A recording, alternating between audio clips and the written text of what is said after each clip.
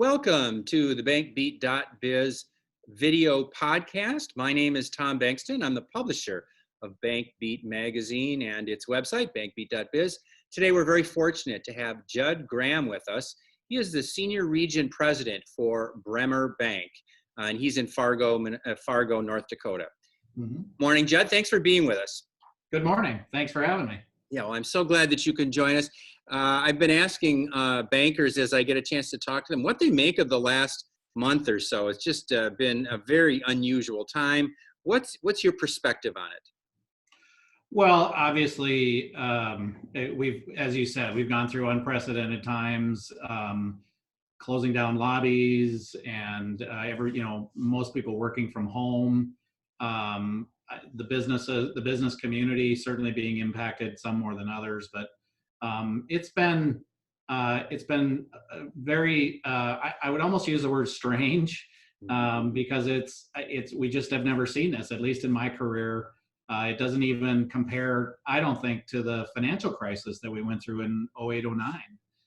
This is different. It's because it's caused by a health scare, not necessarily a financial issue. So sure. Certainly it's unprecedented. How are you finding communicating with your team? Obviously, we've got technology like Zoom, but there's a lot, of course, that's missed when you rely solely on electronics versus that person-to-person contact. Have you found that it makes it a little bit more difficult to be effective for your customers or just with each other? What do you make of that? It's I think technology has really obviously played a huge role in that. We've all learned how to use Zoom and other softwares for that kind of communication. I think in this, let's say, month, everybody's been very tolerant. So I think it's worked out pretty well. Everybody seems to be certainly adapting to it. You do have to be a little bit more intentional about things when you're doing it by video or over the phone, or through email, and so it's because you don't have that ability to be interacting necessarily the way you would if you were face to face. But it's worked. I would say it's worked remarkably well, and probably better than most people would have thought. Do you expect that this kind of communication will be one of the things that will continue on long after this pandemic clears up? I mean, we're sure things aren't going to go completely back to normal. There will be some changes. Maybe it'll be in communication technology. What else do you think might be changed as a result of this experience? Well, I think this is going to change our business a fair amount. I would guess that some of the travel that we've seen, not necessarily to conferences and things, but just travel to different branches within my footprint, that may change a little bit, where I can get most of that probably accomplished through these kinds of video opportunities. And since we've been kind of forced into this, we've gotten more comfortable with it. I think that'll change a little bit how we conduct business on a day-to-day basis. The other thing that I think from a pure technology standpoint, that I personally think is going to change, it's more going to accelerate the change that we've already seen, and that's customer traffic in the lobbies. Who knows how people are going to come back to wanting to be face to face, closer than 6 feet.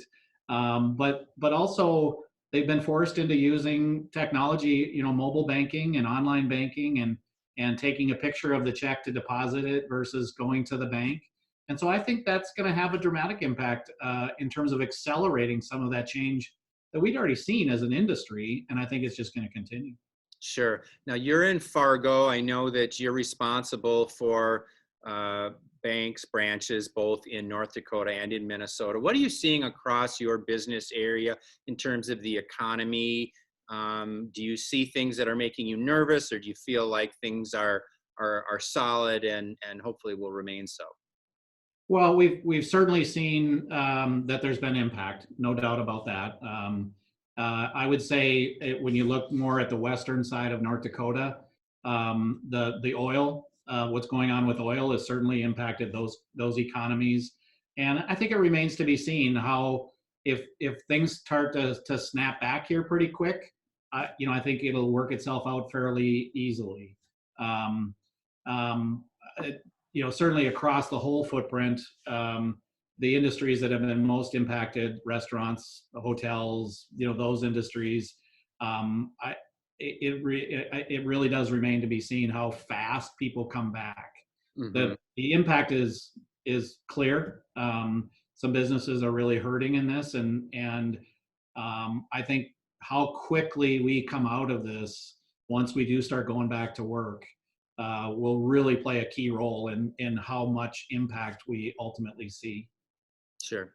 What's been your experience with the payroll protection program and the SBA programs? I'm assuming Bremer's been heavily involved in that.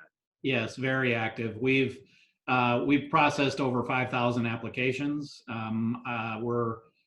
Which represents about 150,000 paychecks, which we're very proud of. We put in a major effort. We really mobilized a large team of people to process these from day one until this second funding, and so it's gone relatively well, I would say, given all of the issues that all banks have been experiencing with the system and the E-Tran system and those kinds of things. But I would say for us, for Bremer, it's gone relatively well. We've put in a lot of effort, and there's a lot of people to be congratulated for the effort that was put in. But we've made every effort to try and take care of our customers, our communities, and the employees that those customers have. And so we've been very active in the PPP process.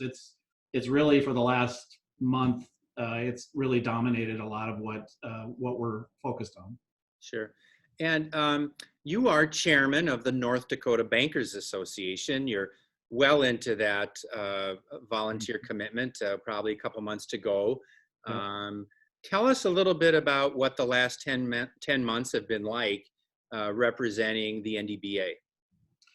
Well, it's been a lot of fun, quite honestly. It's when you're in the business, you certainly get to meet other bankers at different things. But when you're in this role as chairman, you really get to meet and talk with and get to know a lot of other bankers across in this case, across North Dakota, and that's been a tremendous pleasure to get to know other bankers and what they experience from the very small community banks to the large banks, and so that's been just a whole lot of fun.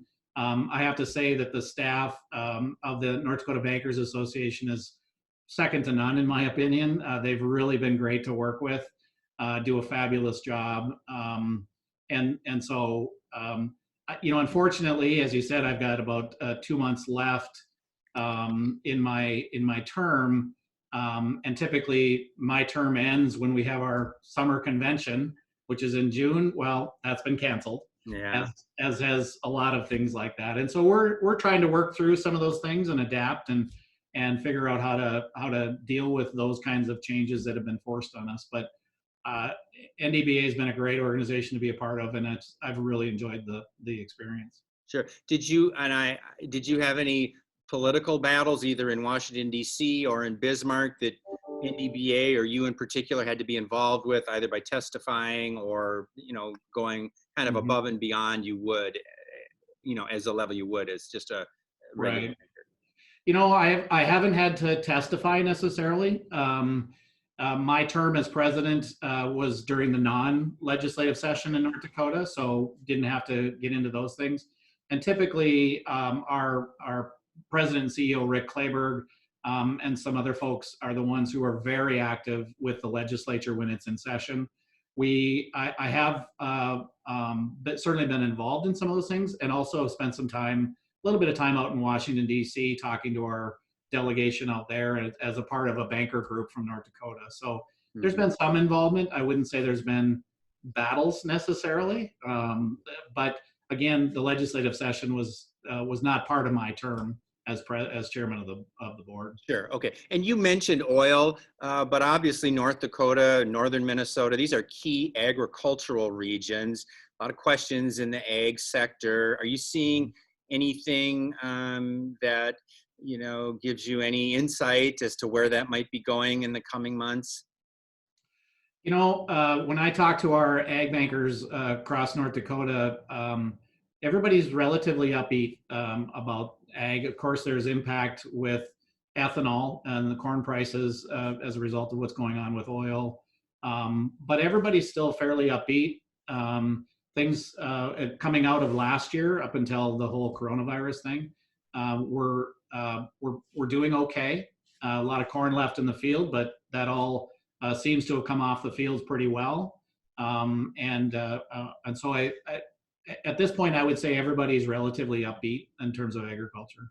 Okay. Judd, you can hardly read the industry news and not know that there's a little bit of a tug of war going on regarding the future direction of Bremer. So I just kind of wanted to ask, what can you share with us? What are you telling your customers or staff about how they should be viewing this situation? For us right now, Tom, it's business as usual. This is really something that's being dealt with at the board level. Mm-hmm. And so for all of us in the markets, and this is exactly what I tell our customers, it's business as usual. Mm-hmm. We expect to be able to continue to take care of our customers and operate as we have been for the last 75 plus years. Mm-hmm. So that's the biggest message I can give you, is that we really haven't changed anything we're doing. The board and they're dealing with this particular issue, and so I just keep doing what I've been paid to do. So sure. Judd, well, thank you very much for your time. I really appreciate your insights. Again, a very unique time, so I really appreciate the opportunity to hear directly from bankers, folks like you who are interacting with the customers on the front lines of economic developments across our region. So thank you very much. You bet. Thank you.